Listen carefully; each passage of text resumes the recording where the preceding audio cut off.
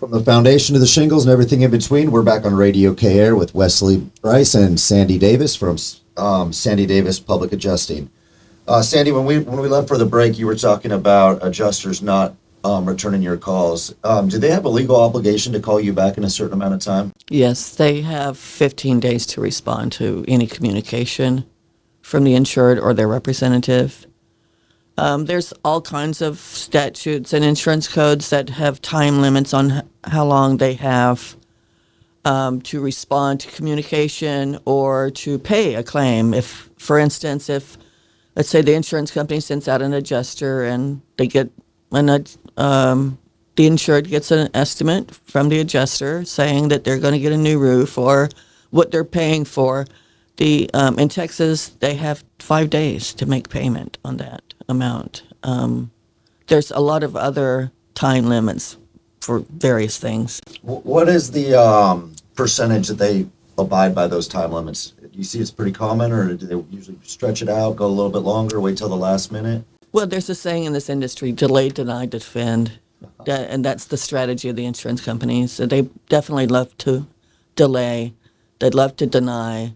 And then in the end, they defend. Especially State Farm has deep pockets, and they spend more money on their defense than they do in actually paying claims.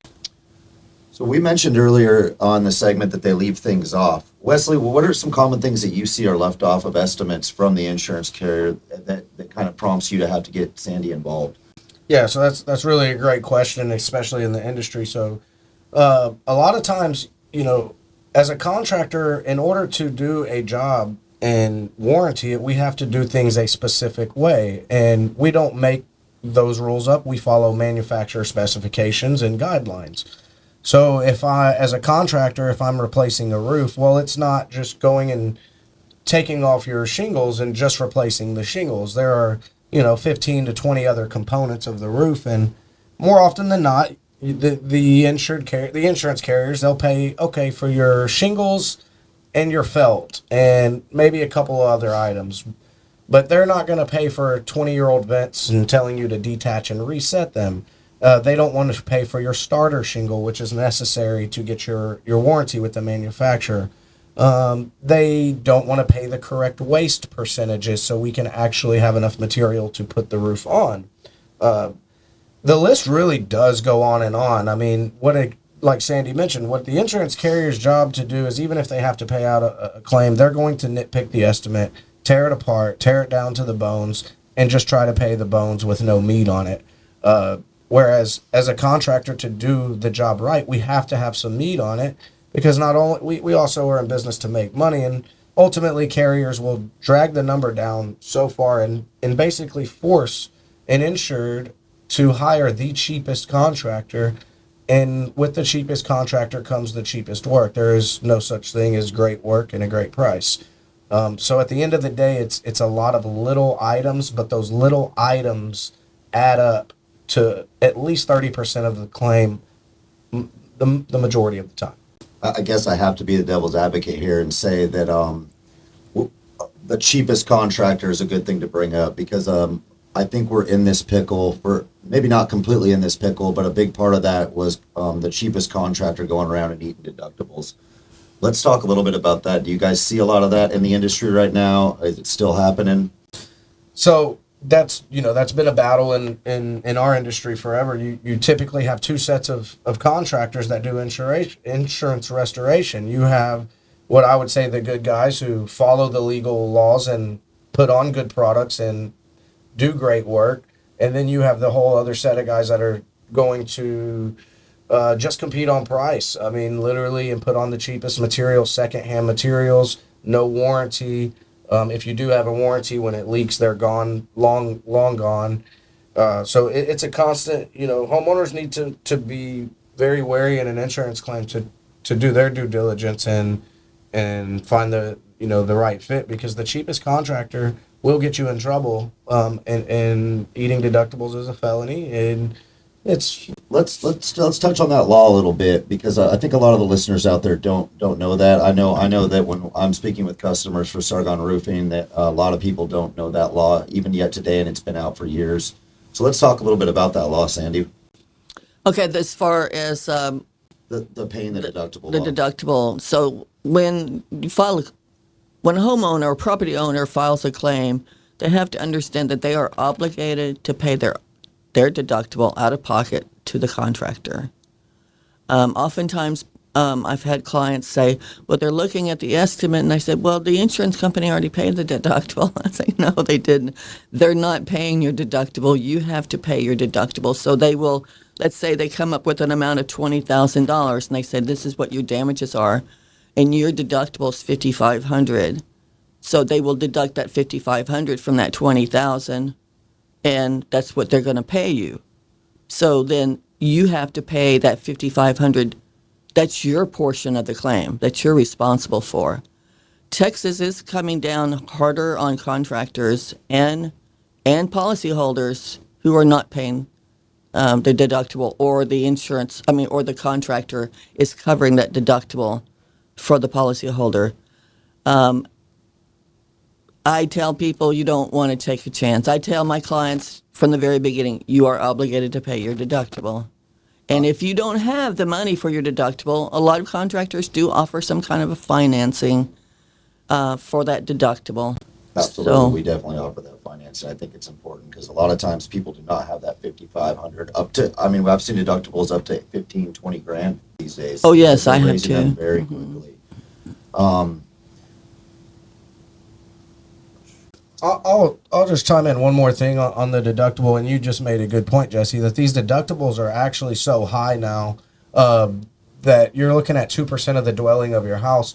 So the reality is if a contractor comes in and even remotely offers to cover your $12,000 deductible before even seeing your policy or having the insurance company out there, that basically means the contractor is willing to lie to your insurance company, and that means they're going to lie to you. More often than not, I do run into homeowners that said, oh, well, this guy, Jose, or this guy, whoever it may be, offered to cover X amount of dollars of my deductible. Well, at that point, I asked them, well, have they bothered to look at the policy? Well, no. Well, I'll pull the policy up, and as Sandy's mentioned before, now we see, okay, sir, you have a RPS roof policy, so the insurance company is only going to cover 50% of it, which, okay, it's a $30,000 roof. 50% is 15. Well, then they're going to take out your $12,000 deductible, Mr. Jones, so you're going to be left with $3,000. And that's then the homeowner's now in a pickle. They filed a claim, they don't have money for the roof, and there it goes. So it is a trickle effect if somebody that is uneducated and not willing to educate a homeowner. If it starts off in that type of relationship, typically the homeowner and the insurance policy holder is the one that always takes the hit in the end. It is not the contractor. And so I always advise, customers of mine, if they don't trust me, that's why I give them Sandy's number, because her advice is free. She will explain all of these things to homeowners so you can see both sides of it, which is important to not. I always tell homeowners, you look us up, look everything up, educate yourself so you can make the right decision for your home. yeah, that's a very valid point. Boy, I feel like we could just talk in here for hours about this. There's so much to uncover today. We're going to take a quick break, and we'll be right back. We go. From the foundation to the shingles and everything in between, we're back on Lake Houston Home Advisors on RadioKair with Wesley, Brice, and Sandy Davis. We were just talking a lot about deductibles and contractors and insurance, and we're just going to keep going down that path because there's so much to uncover here and such good stuff for homeowners. So I got a question for both of y'all. What is the symbiotic relationship between contractors and public adjusters? And like let's talk about how we come together and make this a team instead of battling against each other. So at the end of the day, the insured is the one that needs to be made whole. The insured had a loss, they need to be paid for, and the job needs to get done. So as a contractor, our first and foremost job is to get that work done. Sandy's job is to get them paid to get that work done. So we rely on each other to basically get the overall end result of the homeowner getting properly paid for and the job able to get done. So if I can't get the homeowner enough money to cover a loss, that's where I get Sandy involved, and vice versa. I mean, Sandy will get homeowners paid, but needs to make sure that she has reliable contractors to do the work, so she gets the references. So it always just comes full circle, helping each other out, bringing each other in full circle. And as said before, we do work as a team. I do some of the scopes, the estimates, the documentation, the construction end, and Sandy does the legal representation part that I can't do. Right. And so people often ask me, well, how do you get these claims? How do people know about you? And I get probably 90% of my claims from referrals from contractors. And the contractors, they know that I know what I'm talking about when it comes to policy, and I understand the insurance codes and the statutes and all of that stuff. And so we all work together. And when I meet with a client for the first time, oftentimes I like it when the contractor is there at the same time. So we can talk to the homeowner and tell them what to expect. I'm the one who knows how the process is going to play out, approximately how long it's going to take. Generally, I'd say on average, it's 5 months to settle a claim.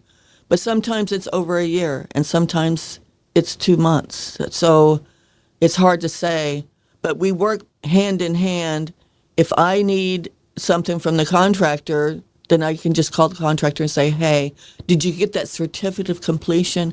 Do you have some photos? I mean, I ask for things from everybody but I'm at the main helm of it, guiding the ship through the muddy waters that we call the insurance company. So you said something that I think we should touch on. You said claim process could be 5 months to even a year.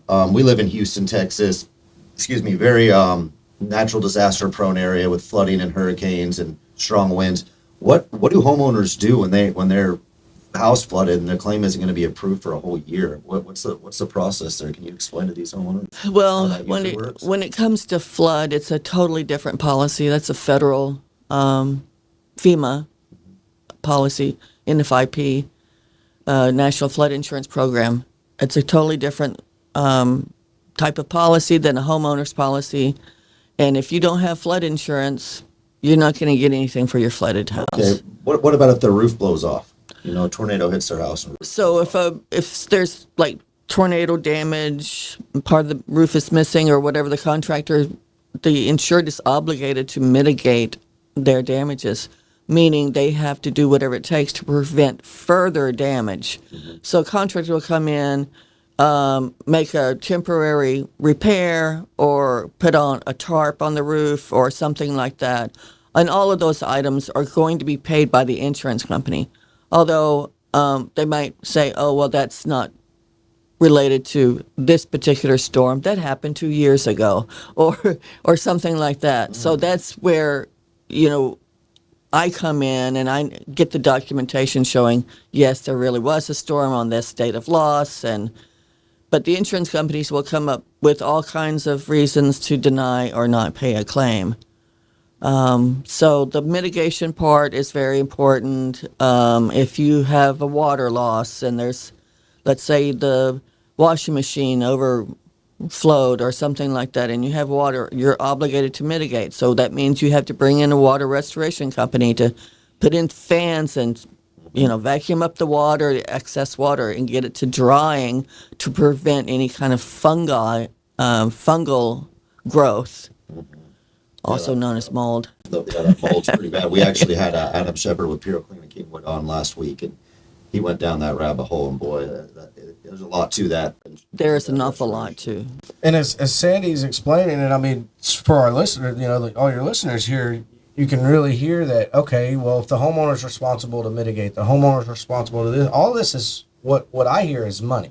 And that's what a lot of people are hearing. Well, that is why the deductible portion, it all circles back to you're responsible for that portion. But those costs can easily exceed the cost of the deductible. And that's where homeowners start to have a hard time, is when they're having to spend more than their deductible to even mitigate the house or get it livable. And that's kind of why Sandy comes in to make sure they get money, which is additional living expense if it's on their policy.